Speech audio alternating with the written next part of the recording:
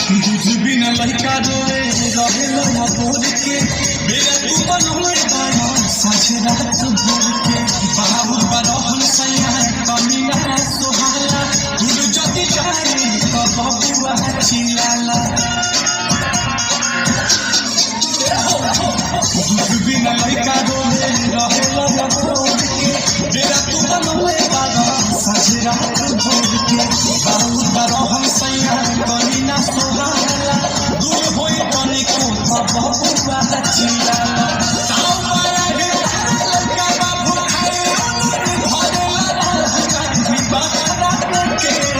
काहे बड़ो हो हम जल सहिया वही का खेला है कि कहा है के काहे बड़ो हो हम जल सहिया वही का खेला है कि कहा के